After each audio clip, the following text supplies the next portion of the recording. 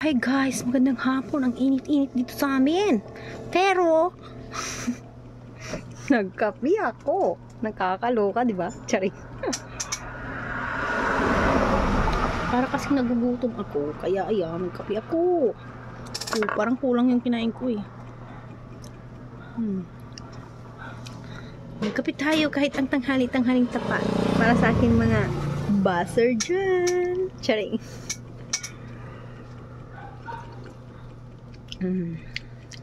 Sarap. Tapos ko lang kanina mag-exercise. Maya-maya mag-zumba-zumba naman tayo. At saka ngayon ako kumain. Di ba launa? Nag-fasting si Inday. Kasi parang feeling ko lang. Nag-fasting lang ako kasi kahapon di ko nag-fasting. Kayo ba guys? Araw-araw ba kayo nagka-fasting? Kasi ako every other day. Sorry. Nabobolo na naman ang itak ko. Ayan. Hanan mo laraw. Adto?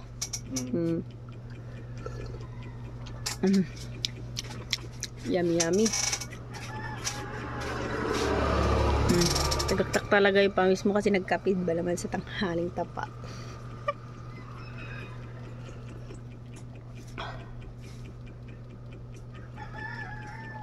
Yung kape natin is low carb coffee, Bullifrog coffee ang tawag dito, kaso lang walang butter. Ang tawag dito is ang tinimpla ko black coffee, all purpose cream, tsaka yung mantika, yung minola nilagyan ko, tsaka ano guys, ano ba, monk fruit. Yun lang. Ha? Turog na. Katurog na. Tubig ko. Tubig. Matawag kita tubig. Kakulop nag-deliver at dera. Tawag muna tayo ng delivery. Tubig. Delivery kami. Wala na kami mineral. Upat pa? Anong gana na to? Aw! Tawag muna tayo ng tubig. Pero may mamarites ako sa inyo. Kaya makinig kayo ng mabuti kasi ginawa ko rin ito. Ayan, makinig kayo ha. Station tools na 4 ngayon. Stars, ads on reels, in-stream ads, at subscriptions. So, unang technique na ginawa ko, consistency. Yes po, hindi po kayo namamali ng dinig. Consistent po akong nag-upload ng reels araw-araw. Ilang beses po ako nag-upload ng reels? Isang beses lang po sa isang araw. And make sure na yung reels na yon, yung isang reels na yon is quality and engaging. Dapat dyan at least 500 plays magkaroon yan ng views. Kasi kung walang views yan na ganon, hindi yan ipupunta ni Meta sa page or profile recommendation. Pangalawang, consistency. Kailangan consistent po tayong walang violation or yung mga policy issues. At pangatlong tip, wag po tayong magsasawang mag-upload araw-araw. Tama. Hindi pwedeng sabihin na busy ka. Busy ka, kung gusto mo agad ma-monetize, wag kang maging busy. Dahil kung gusto, marami pong paraan. Tama po ba? Tama. So, kung nakatulong sa'yo ang buong video na to, follow for more.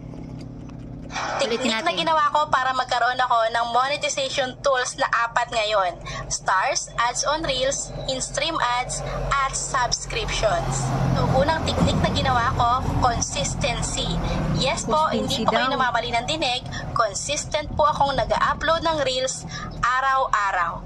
Ilang beses po ako nag-upload ng reels?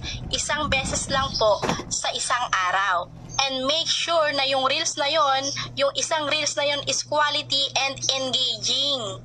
Dapat dyan at least 500 plays magkaroon yan ng views.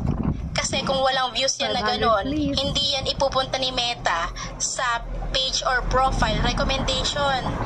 Pangalawang, consistency. Kailangan consistent po tayong walang violation or yung mga policy issues.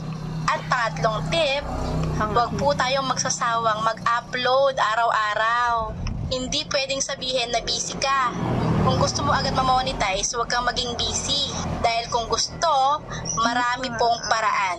Tama po ba? So, kung nakatulong sa'yo ang buong video na to, follow for more.